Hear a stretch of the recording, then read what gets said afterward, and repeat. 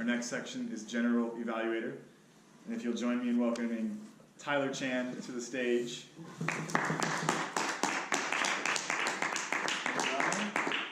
All right. This is the most important portion of the meeting, in my opinion, and also several other Toastmasters' opinions, because this is where we get to learn what we can improve upon, what we did well on. And basically, this is like a roasting, but for a good cause. All right. So for our first evaluator, we have Onur, who will be evaluating the first speaker's speech, which is Tyler Burnett. So without further ado, for 2 to 3 minutes, we have Onur.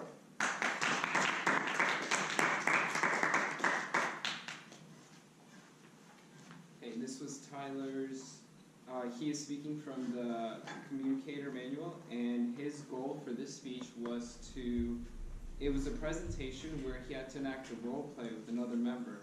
And he had to illustrate the persuasive process using a cold call. So right at the very beginning, before the speech even started, what I really liked is he had all the steps written out. So he didn't take away time during his speech writing it out, where there might have been this awkward silence as he's just writing stuff on the board. So I like how he started the speech prepared, and we had some idea going into it where he was going with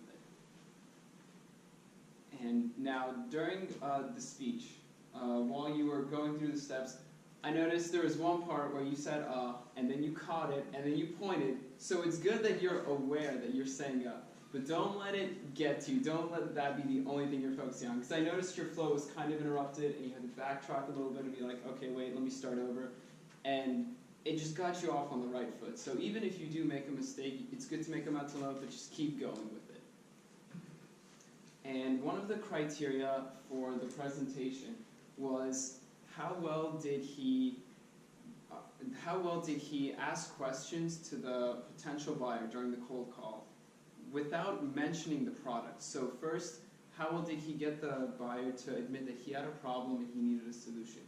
He did a good job with that by asking the fitness goals or needs, and then when Tyler Chan said there was a knee problem, he immediately offered a solution to it. So he did a great job with that. And overall, it was a very good illustration of the process, because we could clearly see as he was over here doing the cold call, all the steps were laid out, so we could see him walking through the steps one at a time. And another great thing he did at the very end was when there was the Q&A, people would ask questions, give comments, give feedback. Instead of saying, okay, got it, noted, moving on, he would actually give his feedback to that feedback. For example, I forget who brought it up, but someone said when you made the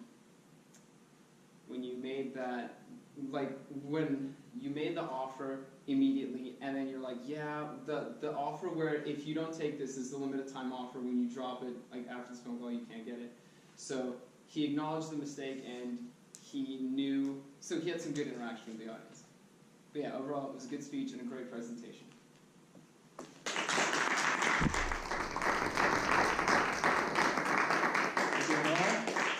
Now to our second evaluator, we have Nasir Wise, who will be evaluating Ejin Mama's speech.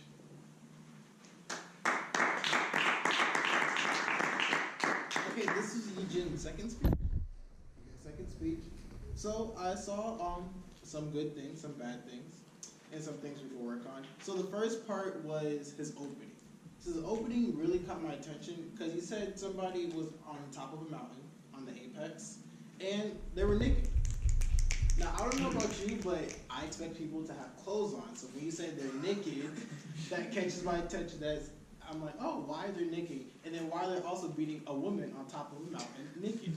So that was a great opening because it caught your attention. One thing we could have worked on was the transition from the opening, because you were like right there, you had all this energy going, and then you kind of like dropped it, because I saw a little nervousness going from the opening to your main point. So you probably could have practiced on that a little bit. And also on the nervousness part, this is your only second speech, so you're expected to be nervous. So, and I also saw a lot of pacing around to try to calm your nerves. But throughout the speech, I saw it get a lot better, and you started being more comfortable with yourself on stage. You're also very naturally funny. Some people wish to be like that, and you just have it like that. So that's another thing to go on. And then one also good thing that you did well was a pause. Now you were saying something about Valentine's Day, how everyone has a love-hate relationship with Valentine's Day, and then you paused. Like, I think it was when you were speaking with your roommates. You're like, after you checked all their doors and they're all cuddled up, and then you went somewhere else and you saw the pink roses and everything, and you paused. You're like, where's my happiness? And then I don't know, that kind of hit me because I like Valentine's Day and then I don't like it. I like it more because it's red, not the whole aspect of love, everything that's for the birds. But, so in all, everything was, there was more good points than bad points, and the main thing to work on for your next speech will be to calm your nervousness and work on better transitions. Thank you.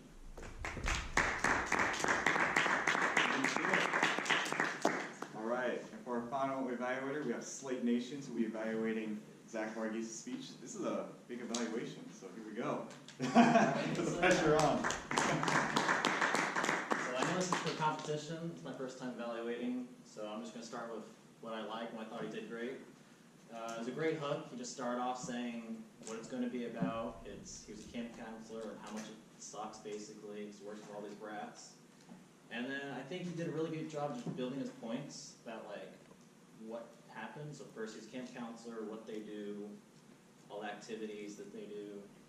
And it kind of I think he did a really good job just explaining and defining all the different types of kids. The girl he ended up working with, and then the kids that kind of bullied him. And then I think just overall it was really great storytelling, and it really was a good touch, making it personally end and tying it back to himself. And then high point of it was amazing gestures. I think that was just incredible. I mean with the actual gunshots and the sound effects, I think that worked in really well. And then just overall it was heartfelt. And then so it was really hard to find some things to break in and make it better. Just so some kind of improvements is you had good volume control. I'd say just some points that were loud, maybe just make it a little quieter. And then some points I think where you trailed off after being loud, you went a little too quiet. So I think just even out on both ends. And then kind of take transitions is I think the biggest improvement I can give. Just make it clear between each point and just take small, it was pretty continuous. I say just break it up just a tad bit. And that's what I got.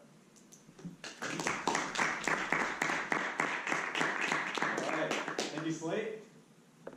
Zach is our most experienced speaker at the club, so it's pretty tough. But I also like having new people evaluate experienced people, because you never know what a new fresh perspective might have. Because some people might think of things that no one else in the club could think of or see. So, all right. Were all the speakers for evaluations in time? Slate was a little under time. A little under time. All right. Can everyone vote for the best evaluator in the meantime, and I'll give the general evaluation of the meeting. So, for the first thing, Ryan Charnacki as Toastmaster today. We started 10 minutes late, and then that kind of cut into table topics. I'd say for the future, you did do a really good job notifying everyone over the weekend that they have a role. But also, I would say to notify everyone to show up on time, because then that will affect the rest of the meeting. If everyone shows up right at 5:30 and we start at 5:30, then that'll help us get through the meeting a lot smoother, and also we can end a little easier on time. But yeah, overall it's still pretty good. I like the theme. We haven't had a theme meeting in a long time, and Brian brought it back. There we go. And then for table topics, Vonde, I liked how you played onto the theme of Super Bowl. Your questions, although we only have 5, they're pretty good. There were a few questions that were a little sports related, and then that might be a little difficult for people who aren't into sports, but it helps bring a perspective that people might not have thought of in terms of think of things that they never really talked about. And that's what we're here for, just being in an environment that we're not really used to, and also talking about things that we're not really comfortable talking about. You have to be comfortable being uncomfortable. And you did a really good job doing that. All right. And then for evaluators, Onur, I liked how you introduced the speech with the objectives, what Tyler needed to cover, and then you just put the book down. You put the manual down and you use your hands. You use the board and use gestures and everything.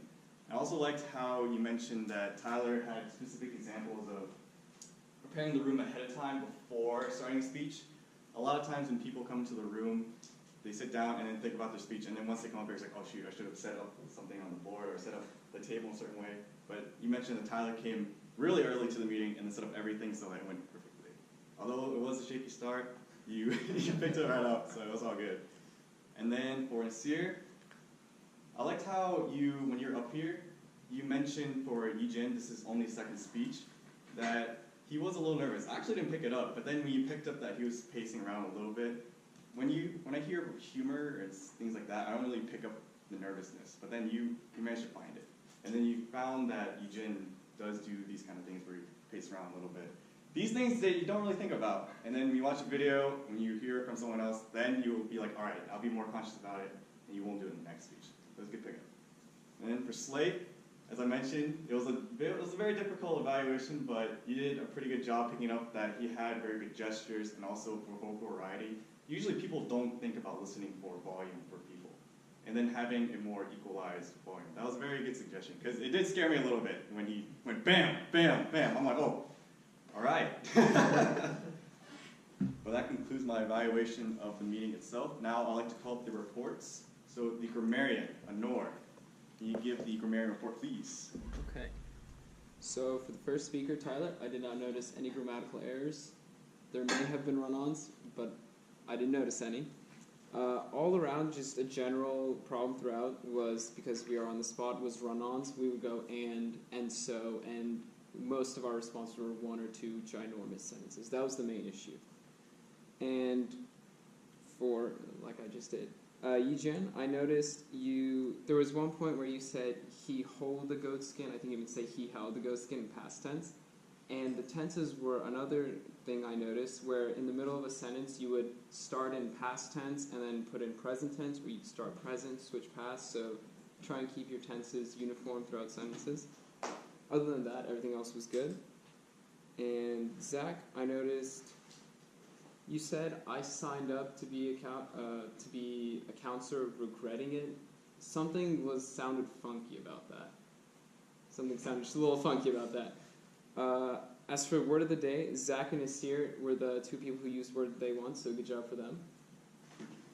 And I noticed, Alex, you had no grammatical errors in your table of topics that I caught. There was no run-ons. You were ending your sentences, so good job. That's the report. Awesome, thank you. And Jose for our all-counter report. Alright, I'm just going to run through all of these names. Alright, Tyler, 2 ahs, 2 ums, 4 so's, 1 you know, 1 like. Ryan, 3 ums. Yin, 1 more than 10 so's, and more than 10 you knows. Zach, 2 so's, Bade, I did not catch anything. Ben, 2 ums. Alex, 3 so's. FR, 1 3 so's, 2 you knows. Shuri, 1 3 so's, 2 you knows, and 2 you likes. Preciosa, it's going to be 1 2 so's, 1 like. Onur, it's going to be 2 ahs, 1 2 so's. Nasir, it's going to be 5 ahs, 5 ums, 1 so, 3 likes. Slate, it's going to be 2 ahs, 3 ums, 1 so, 1 you know. Thank you.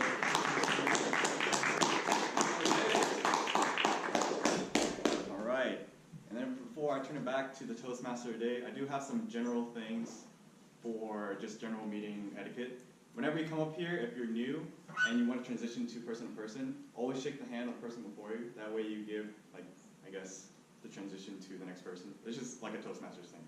And also, if you see someone speaking, try to wait till you hear applause so that when you walk in, you don't accidentally interrupt them or put them off flow. But that ends it for me. So without further ado, Toastmaster today, Ryan.